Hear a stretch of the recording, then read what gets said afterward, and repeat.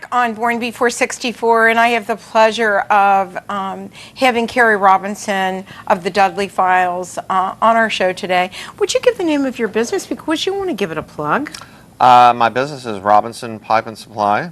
Right. I also have Golden Hound Press, which is my publishing company. Right. And that's it. And that's important. And you are taking new books on, aren't you? I will take new books on, yes. Which is important, especially if they're children's books or they have something related to animals or whatever. It's really important. Mm-hmm. You know, I love the idea that we still have books. And, you know, I'm sitting there looking at this wonderful library behind us, and I'm thinking to myself, you know, I'm glad the written word is still being printed, because there's a lot of people that want to do everything on the computer. But I got to tell you something. Actually touching a book, being able to turn the pages, being able to see the written word, actually helped me get through school. Helped me to do what I do today well. Because, you know, I love authors. And I think that promoting authors is something I really, really love to do. Now, I think what we can do to make it even more attractive is to do the audiobook part of it. And so tomorrow, we're going to do the beginning of your audiobook. Are you excited? Yeah.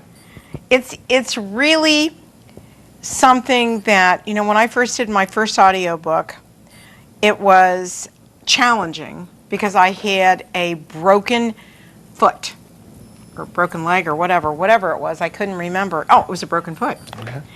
And I had to sit so quietly, not doing anything, and sitting in a little tiny booth, and every once in a while getting some water. And I want you to know, I'm not going to do this to you. They let me go for stretches of hours without getting any food. I felt like I was in prison. Do you know what I mean? I do. But the thing that I loved the best about it was that it came out perfectly in the end. Because with a perfect editor, that's the key to it, and the perfect music, it makes a real big difference, right? I agree. And you heard Jerry's, the audio of Jerry's book. I did. And I had such a wonderful friend. His name is Swan Montgomery, and you saw what he looks like. Very handsome. And he said, do you think I could do his book besides Jerry's book? Mm-hmm. And I said, well, I'll ask him and see what he says, because I know he has musician friends.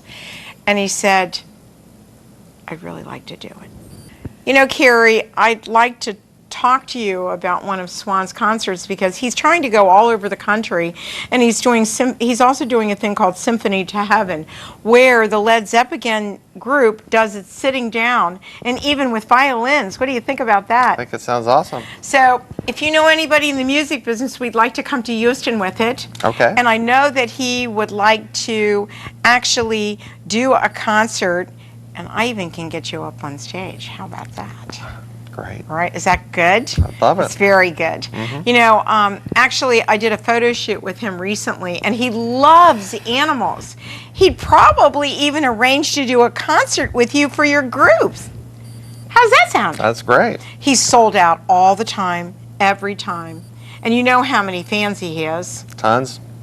Yep. Try, how many did I tell you? 300,000? I don't know, but I see him on Facebook, and he's got a ton of fans. And you know, he's really a skinny guy. Did you know that? No. But, well, he has to stay in shape, because when you get up and you have to do all those gyrations and all that stuff that rock and rollers do, it's amazing. But, you know, when you get to know him personally, he is very quiet. He talks just like that.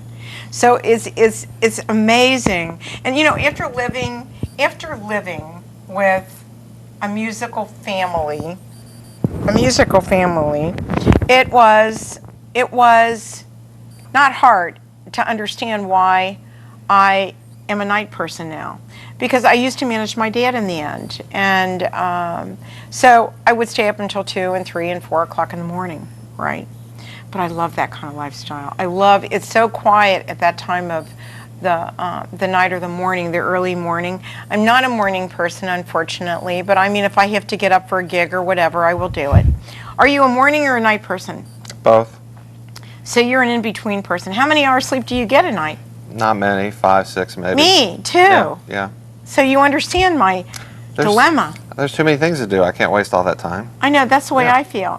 You know, I'm just going to be turning 70 this year. And I feel like, no, it's true. It's true. And I have to tell you, I have so much to do. So now we're going to get Swan on board to do a concert. And don't worry. So you need to tell your boys that are part of your associations that if they want the big time stars to come in, they need to put you up on your websites. Okay. Right? Yep. And I mean that, because Okay. I will FaceTime them. I'll do whatever. So tell me what your goals are for your publishing company, and what are your goals for your book series? Well, let me start with the books. I love writing. Writing is my therapy. Right. I really enjoy it. I do not want to become famous. I just want to sell my books and donate to the animal shelters. And then with my publishing company, I actually have another book coming out, the third book in the series. I also have a children's picture book coming out late this year. And then I'm going to take on other people that want to publish their books that can't get publishing companies to help them because they won't touch authors that are not known. Well, you know, and I think that's really important. I think a lot of people don't understand this, Cary, that the publishing world has changed dramatically, and they promise you a rose garden and they don't do it. And even the larger publishers, you have to go out and promote your book, promote you, promote whatever the charity is or whatever to do it. So it was really weird when I came to you with Songs and Stories for Soldiers. This was a guy, Dan Perkins, who was a vet, who pulled off the side of the road one day and called me up and said, I want to talk to you about this idea. And I said, you know what, I'll pull every string I can to make this work. And I think it's a great idea because, you know, we were with the military, my husband and I, with the company that he worked for over 39 years. Right. That's a long time. Yeah. And all over the world, in really scary situations. And so I was a military wife in the beginning to start. So I really understood. We understood that, and we understand that, you know, when guys are in the hospital, vets, and they're having dialysis or they're having, you know, chemotherapy, or if they're active duty in the hospital, no matter, you know, where they are, we want to be able to give them something. And an audiobook sitting when you're having dialysis is really important. So, you know, I want you to give your websites out again, please.